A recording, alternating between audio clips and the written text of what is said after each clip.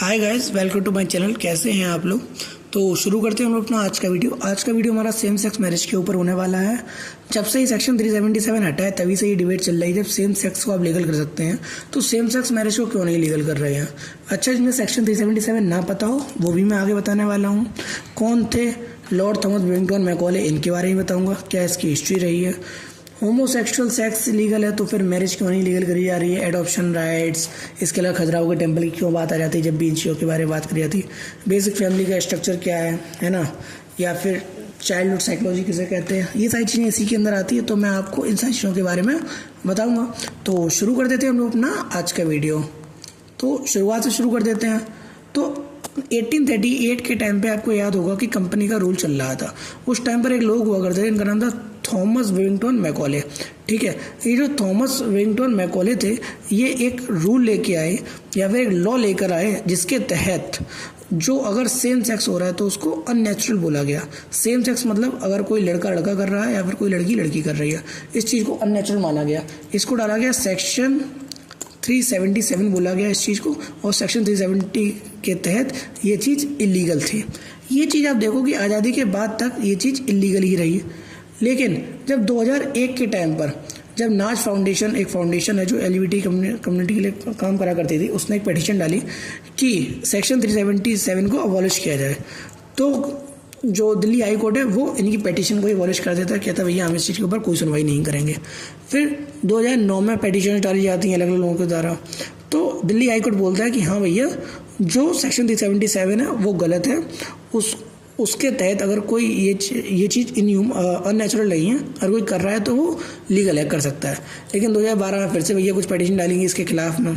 ठीक है, तब दिल्ली हाई कोर्ट कहता है नहीं भैया वो सही है, सेक्शन 377 ठीक है। फिर 2015 में आप देखो कि पार्लियामेंट के अंदर शशि थरूर एक बिल लेके आते हैं, ठीक है ना, जो कि एक प्राइवेट बिल था, वो भी सेक्शन 377 के खिलाफ था। लेकिन इसके ऊपर कोई ज़्यादा वोट नहीं हुआ, उस बिल को माना नहीं गया, तो तब भी सेक्शन 377 नहीं हटाया। लेकिन 2018 में एक फैसला आता है सुप्रीम कोर्ट का जो कि ये बोलता है कि सेक्शन 377 को हम अबॉलिश करते हैं, ये गलत है। और इसी दिन से जो कि था 6 सितंबर 2018, जब से सेक्शन 377 हट गया और ये सेक्स लीगल हो गया या फिर होमोसेक्सुअल सेक्स लीगल हो गया। ठीक है ना। तो ये तो होगी थोड़ी सी हिस्ट्री कि किस तरीके से ये चीज़ लीगल हुई। अब जब से ये 6 सितंबर 2018 से जब से ये लीगल हुआ है तभी से एक डिबेट चलती हुई आ रही है कि भैया जब आप सेम सेक्स को लीगल कर सकते हैं तो सेम सेक्स मैरिज को लीगल क्यों नहीं कर रहे हैं। तो देखो दोस्तों, इसके ऊपर बहुत सारी प्रॉब्लम्स हैं। ये इतना आसान टॉपिक नहीं है जितना हम लोग समझ लेते हैं। क्योंकि अगर आप देखो हमारी इंडिया की अगर आप पॉपुलेशन की बात करो तो इंडिया में 140 करोड़ लोग हैं। अब इस 140 करोड़ की जो पॉपुलेशन में से 7 से 8% पॉपुलेशन जो है वो LGBTQ+ वाली कम्युनिटी को बिलोंग करती है। अब ये बहुत बड़ी एक पॉपुलेशन है तो इनके राइट्स को भी हम छीन नहीं सकते हैं। ठीक है, फिर कहीं ना कहीं अगर हम इनके राइट्स को ऊपर पूरा करने जाते हैं, जैसे मैरिज की बात हुई, इस राइट को अगर हम लोग मानने जा रहे हैं तो फिर आप देखो कि इसमें बहुत सारे लॉज को हमें चेंज करना पड़ेगा। जबकि अगर आपको जैसा कि पता होगा कि इसमें जब भी ये बात होती है तो सुप्रीम कोर्ट के ऊपर जब भी डिसीजन जाता है सुप्रीम कोर्ट बोल देता है भैया हम इस मैटर में नहीं कर सकते, क्योंकि सुप्रीम कोर्ट लॉ नहीं बनाता है। भैया लॉ सुप्रीम कोर्ट नहीं बनाता है, लॉ बनाती है हमारी पार्लियामेंट। तो सुप्रीम कोर्ट जो भी पूरा दामोदार होती है ना वो पार्लियामेंट के ऊपर डाल देती है। अच्छा, आजकल अगर हम लोग पार्लियामेंट की बात करें तो आप देखो कि राइटिस्ट सोच वाले लोग ज़्यादा हैं। तो मैंने आपको बताया था अपने एक वीडियो में जब हम लोगों ने बात करी थी right wing versus left wing वालों की, तो मैंने कहा राइट विंग वाले वो हैं जो ज़्यादा चल रहा है उस चीज़ को मानते हैं, जो समझते हैं कि भैया ये जो चीज़ें जो LGBTQ+ वालों को मैरिज का राइट दे रहे हो आप, ये सारी चीज़ें रिलीजन के खिलाफ हो जाती हैं। ठीक है ना, इस चीज़ की बात करते हैं। फिर इसके अलावा कहते हैं कि भैया जो हमारे यहाँ का जो नॉर्मल स्ट्रक्चर है फैमिली का वही यही है कि अगर 2 लोग शादी कर रहे हैं तो उनका मेन मोटिव है बर्थ देना। ठीक है, बर्थ देना एक बेबी को। लेकिन अगर सेम सेक्स लोग शादी करेंगे आपस में तो फिर हो ही नहीं पाएगा एक बच्चे का जन्म। तो ये सारी चीज़ों के ऊपर भी बात हो जाती है।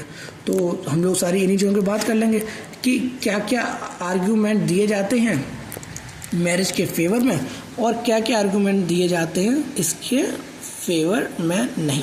बाहर बारिश हो रही है बहुत तेज़, तो प्लीज़ अगर थोड़ी सी आवाज़ है तो उसको मैनेज करना। तो एक तरफ लोग लिख लेते हैं जो फेवर में आर्गूमेंट दिए जा रहे हैं कि भैया हाँ सेम सेक्स मैरिज को लीगल करो, और एक चीज़ जो अनफेवर में है या फिर जो एंटी आर्गूमेंट काउंटर आर्गूमेंट दे दिए जाते हैं इस चीज़ के, वो सारी चीज़ें। तो सबसे पहले हम लोग देखते हैं कि जो मैरिज के फेवर में जो आर्गूमेंट्स आते हैं, ठीक है।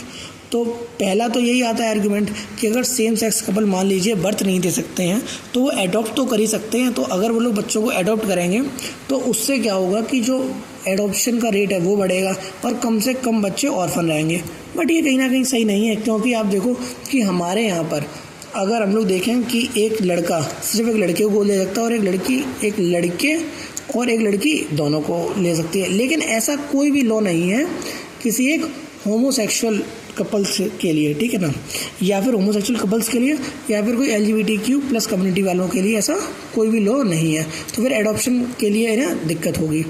इसके अलावा एक बात ये करी जाती है कि जो अनफेवर में होते हैं मैरिज के, वो हमेशा ही बोलते हैं कि ये चीज़ हमारी वैल्यूज़ के ख़िलाफ़ है, मतलब जो हमारी रिलीजियस वैल्यूज़ हैं उसके ख़िलाफ़ है। जबकि जो मैरिज के फेवर में है, ठीक है, वो लोग ये बोलते हैं कि भैया किस बात की वैल्यूज़।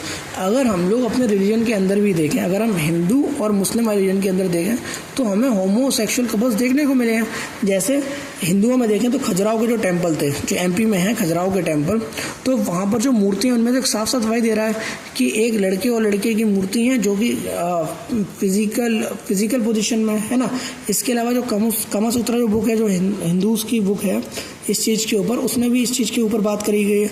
या फिर जब हनुमान जी जब सीता जी से मिलके लंका से वापस आ रहे तो उन्होंने क्या देखा था, उन्होंने देखा था कि दो राक्षसनी एक दूसरे की किस कर रही थी, है ना। या फिर ऋग्वेद में भी पितृ और वरुण की बात करी गई जिन्होंने मिलकर एक बच्चे को जन्म दिया। और इसके अलावा शिखंडी जो महाभारत में जिनके बारे में बात करी गई। तो आप देखो कि हिंदू कल्चर में तो भैया पहले से ही ये बात चल रही है इन सारी लोगों के ऊपर कि गे सेक्स के ऊपर या फिर लेस्बियन सेक्स के ऊपर ये लोग बात चल ही रही है पहले से।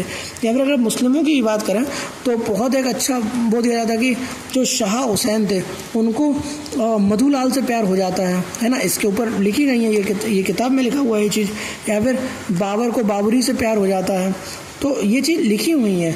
तो ये लोग कहते हैं कि जब रिलीजन में ही ये चीज़ है तो फिर आप हमें कल्चर का हवाला नहीं दे सकते हैं। कहीं ना कहीं इनका ये आर्गूमेंट सही भी होता है।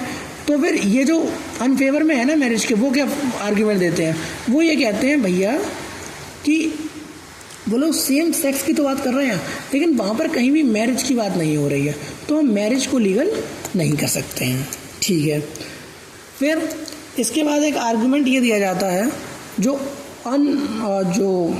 अनफेवर वाली जो साइड है वो ये आर्गुमेंट देती है कि ये ना वेस्टर्न पोजीशन है कि जैसे वेस्टर्न कंट्री डेवलप्ड है, ठीक है, तो ये डेवलप्ड कंट्री का एक फिनोमेना है कि वो लोग इस चीज़ को लीगल कर देते हैं, ठीक है। लेकिन अगर हम लोग डेवलपिंग कंट्री की तरफ देखें तो उनका ये फिनोमेना है ही नहीं कि हम लोग इस चीज़ को कर सकें।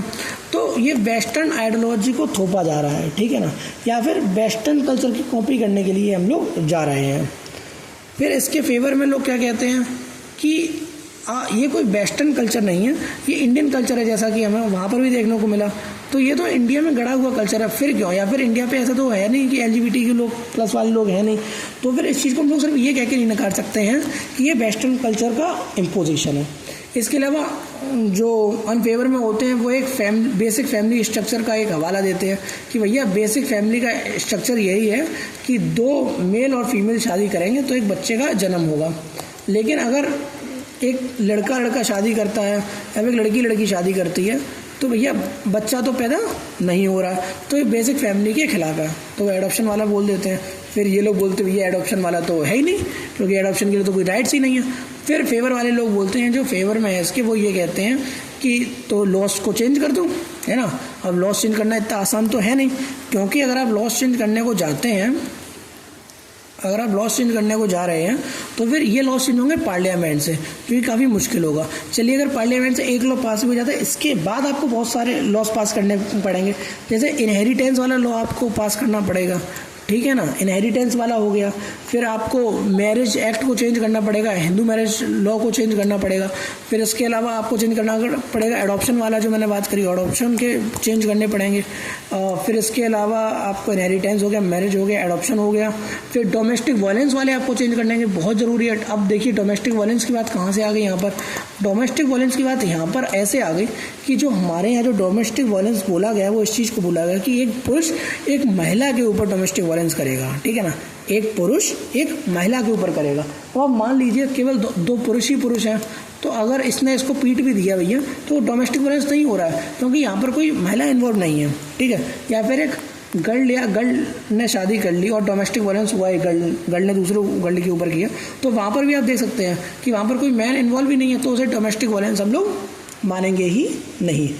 तो ये सारे आर्ग्यूमेंट्स दिए जाते हैं फेवर में, अनफेवर में। फिर एक कुछ और छोटे मोटे आर्ग्यूमेंट्स है, जैसे बोला जाता है कि ये ब्रेन ड्रेन आर्ग्यूमेंट की एक बात करी जाती है कि इससे लोगों का ब्रेन ड्रेन हो रहा है। अब लोग ज़्यादा पढ़ लिख लेते हैं तो फिर वो लोग वैल्यूज़ को भूल के नई वैल्यूज़ का समर्थन करना चालू कर देते हैं, जो कि नहीं है। फिर जब लॉ चेंज की बात होती है तो फिर सुप्रीम कोर्ट या फिर पार्लियामेंट हमेशा ये बोलता है कि एक छोटी सी कम्युनिटी या फिर एक कम पॉपुलेशन के लिए हम बहुत बड़ी पॉपुलेशन का लॉ चेंज नहीं कर सकते। अगर हम लोग मैरिज लॉ भी चेंज कर रहे हैं तो फिर वो एक कोई बहुत छोटा लॉ थोड़ी ना है भैया, एक बहुत बड़ा लॉज है जो हिंदूज़ पे भी लागू होता है, सिखिस पे भी लागू होता है ना। फिर बुद्धिज़्म पे भी लागू हो रहा है वही लॉ, हिंदू मैरिज एक्ट जो है वो बुद्ध लोगों पे भी है, फिर जेन्स पर भी लागू होता है, सिक्स पे भी लागू हो रहा है। तो ये बहुत बड़ा लॉ है, ठीक है ना, ये चीज़ हो गई। फिर अगर चाइल्डहुड साइकोलॉजी के ऊपर बात करें तो ये कहती है कि अगर ऐसा सोसाइटी में हो रहा है, ठीक है, और अगर इन्होंने अडॉप्ट भी कर लिया तो वो जो लड़का या लड़की जो पैदा होने वाली है उसको भी ये चीज़ सही लगेगी और वो भी इस चीज़ की तरफ अट्रैक्ट होगा। तो ये भी एक साइकोलॉजी चेंज कर देता है एक इंसान की। तो ये सारी चीज़ें थी, मैंने आपको फेवर की बताई, अनफेवर की बताई। अब आप लोग, ये छोटा सा वीडियो था, अब आप लोग मुझे बताइएगा कि आप इस चीज़ के बारे में क्या मानते हैं, क्या समझते हैं, ठीक है। कमेंट में ज़रूर बताइएगा कि आपका क्या मानना है इस चीज़ के ऊपर, ठीक है। और इसके अलावा ये चीज़ लीगल होनी चाहिए, नहीं होनी चाहिए। सेक्शन 377 समझ में आया। सेक्शन 377 अननेचुरल सेक्स के ऊपर बात करता है, जो कि दिया गया था थॉमस बेबिंगटन मैकॉले के द्वारा, ठीक है ना। तो जितनी चीज़ हो सकती थी मैंने आपको बताने की कोशिश करी है। अच्छा, एक चीज़ मैं अपनी तरफ से बताना चाहूँगा, आप देखोगे LGBTQ+ वाली जो पॉपुलेशन है उसके ऊपर बहुत सारी एब्यूजिव चीज़ें होती हैं। हम लोग देखते हैं कि उन्हें गाली गलौज दिया जाता है। अगर इंस्टाग्राम या फिर ट्विटर या फिर यूट्यूब सेक्शन, कमेंट सेक्शन भी देख लो, तो वहाँ पर उन्हें बहुत अभद्र भाषा, गलत कमेंट्स किए जाते हैं जो कि उनका मोरल डाउन करते हैं, है ना। तो अगर आप रोक सकते हैं तो उस चीज़ को ज़रूर रोकिए, डिग्निटी से फील आइए। ये हमारे कंट्री में हर एक इंसान के पास आर्टिकल 21 है जो कि हमें राइट टू लाइफ देता है विद डिग्निटी। तो सिर्फ जीना नहीं है, हमें डिग्निटी के साथ जीने दो किसी और इंसान को। तो बस इसी एक पॉजिटिव नोट के साथ हम लोग ये अपना लेक्चर ख़त्म करते हैं। एक बार बढ़िया सा मैं थैंक यू लिख देता हूँ यहाँ पर। तो thanks a lot and bye bye.